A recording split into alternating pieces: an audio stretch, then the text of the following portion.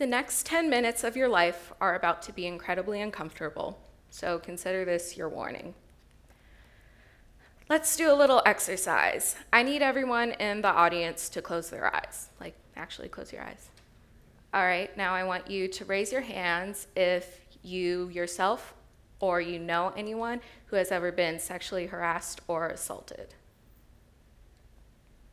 All right, now open your eyes and look around.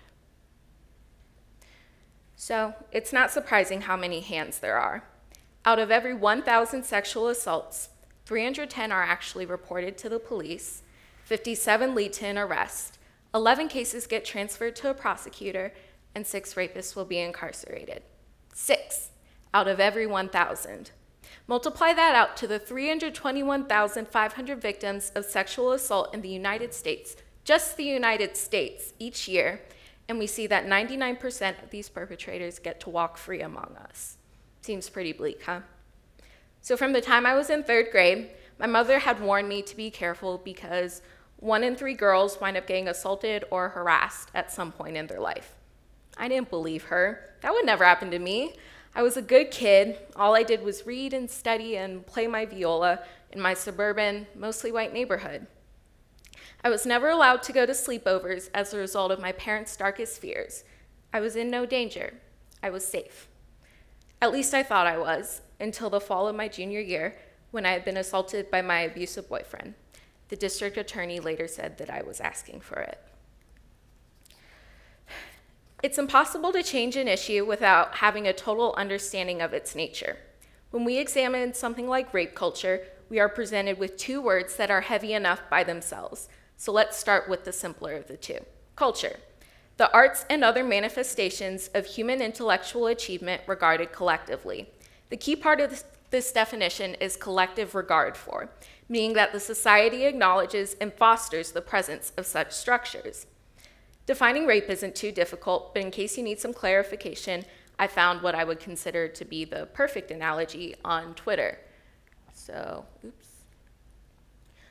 this girl says, if you ask me for $5 and I'm too drunk to say yes or no, it's not okay to go and take $5 out of my purse just because I didn't say no.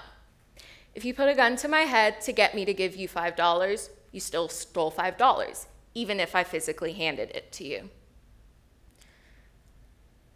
And probably the most important, if you steal $5 and I can't prove it in court, that does not mean that you didn't steal $5. Now, here's where these 2 concepts intersect: rape culture, a society or environment whose prevailing social attitudes have the effect of normalizing or trivializing sexual assault and abuse. I promise I'm not some angry feminist who views straight white men as the cancer of our society, and I'm not here to preach about something as foolish as toxic masculinity, so please don't write me off as a feminazi before giving me a chance. I'm simply here to share my story, and in the process, maybe help someone else. 365 days ago, if you had asked me about the prevalence of rape culture in our American society, I probably would have laughed in your face. How is it possible that we could live in a country that enables attackers and blames victims? America's civilized, first world country, right? That's an issue that our sisters in Botswana, South Africa, and Kazakhstan need help with, right? Well, yes, and also no. Rape culture is, by definition, the judge who sentenced only 30 days to a 50-year-old man who raped a 14-year-old girl, who later died by suicide, and defended that the girl was older than her chronological age. Rape culture is the mothers who blame girls for posting sexy pictures and leading their sons to temptation, rather than teaching these young men about the responsibility they have for their own sexual expression. Rape culture is the support of student athletes who are charged with rape and calling their victims career destroyers. It's victims not being taken seriously when they have the courage to report their assault to their universities. It's the pervasive presence of street harassment, and it's women being told how to prevent being raped instead of teaching men not to rape. Rape culture is the fact that my perpetrator will face no more than 100 hours of community service and a year on parole as a punishment for the lifetime of damage he caused, even though I was a part of the 31% of victims brave enough to speak up. So I spent weeks convincing myself that what had happened wasn't really what happened and it wasn't that bad, and I had no right to use a word as heavy as rape to call it as such. After all, it was my fault. At least that's what I thought. I put myself in a situation that I couldn't get out of, and this was my consequence. And as much as I prayed to God, or whatever greater power, that we could just teach our sons to respect women so they'd learn that no really does mean no, I know it's a foolish prayer. The problem won't go away. So what do we do about it? If we were to put the tools for ending sexually based violence on a spectrum, it would look a little bit like this. I'd like to argue that the effectiveness exponentially increases to the right of this spectrum, with the left side being potentially harmful. We can disguise something like victim blaming under the term risk reduction, but we do need to make a conscious effort to resist victim blaming. Now, no one consciously victim blames unless they're genuinely a horrible person, but it has been bred into our immediate responses upon hearing that another girl has been victimized. Survivors, on the off chance that they reach out for help, are frequently met with accusatory statements along the lines of, well, why wouldn't you tell someone immediately? You can't leave the house dressed like that and not expect to get attention. And in case you're wondering, this is the outfit that I was wearing. You shouldn't have been drinking. Why were you with that group of guys? And why do you go out with these men? Or why would you go back to him? What you might not know is that these perpetrators are relying on you to not take the victims seriously enough to believe their cries for help. And when we put our focus on the actions of the victim instead of the people committing these crimes, we only help their cause. Now, after spending weeks working with authorities, spilling every gruesome detail out in a 3-hour forensic interview, and going over every text message we ever exchanged with a fine-tooth comb to try to find some type of evidence we could use against him, one phone call from the detective we had been working with ended it all. They said that it was pretty much a he said, she said situation with very little chance of holding up in a courtroom. Now, this was a pretty stark contrast from the conversation that I had had with the same detective a week prior, who had given me the hope that this sorry excuse for a man could receive up to 9 years in prison. Needless to say, I was crushed beyond words. I'll spare you the details of the depression, anxiety, and PTSD that have since plagued me in the months after my attack.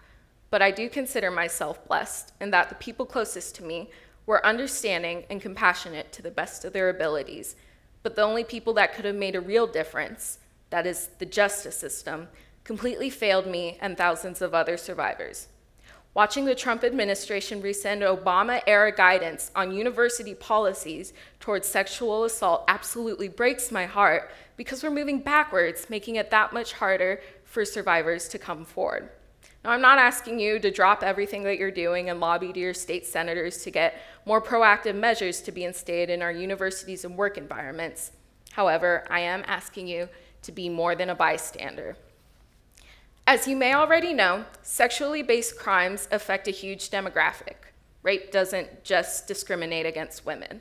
We have women who are perpetrators and men who are victims, and I can't even begin to describe how skewed the statistics on sexual assault are for male victims because even fewer are willing to come forward about it. So for the sake of this conversation, we'll just focus on bystanders as being anyone who is not the victim or the criminal. Be it the friends, coworkers, classmates, and family members of the victim who are not directly involved with abuse, but are entangled with the everyday relations of these victims. To all the bystanders, use your voice when the victims can't. Intervention can not only change the course of an otherwise life-altering event, but it also influences the way those around you can respond to sexual violence. This can range anywhere from making sure that your inebriated friend gets home safely or explaining why rape jokes just aren't funny. You don't have to be Superman, but all of us are capable of providing protection for someone at risk.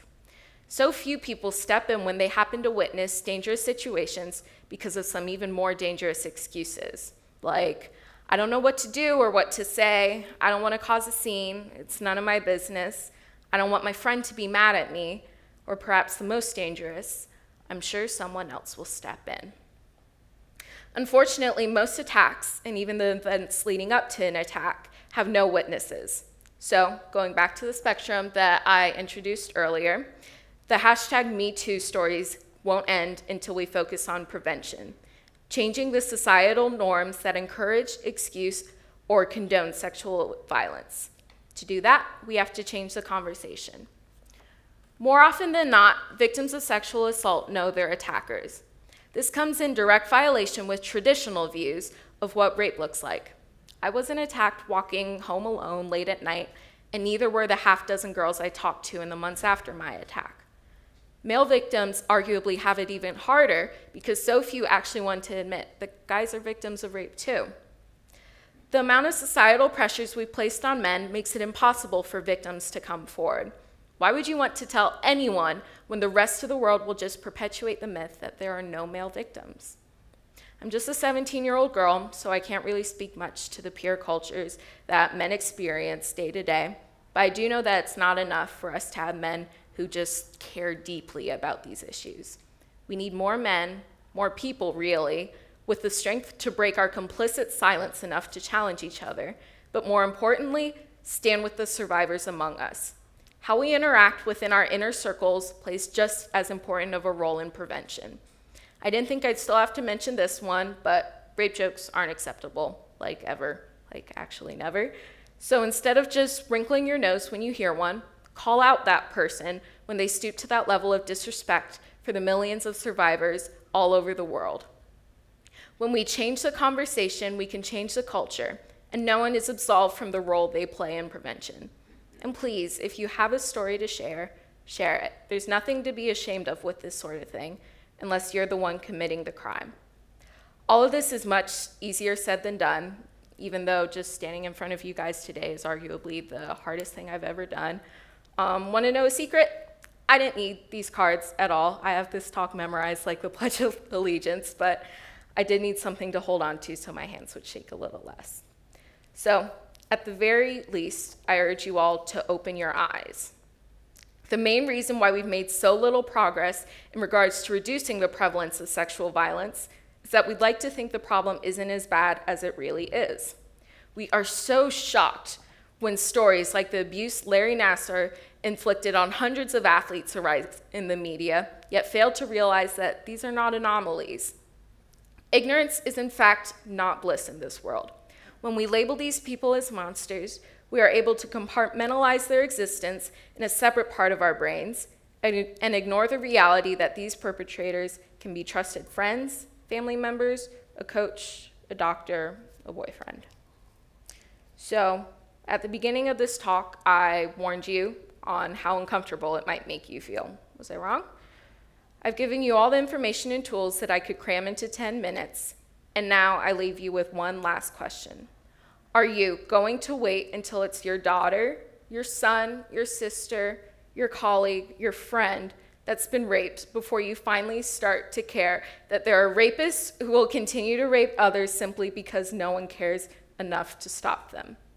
It's time for you to end the silence. I just wish I had ended mine sooner. Thank you.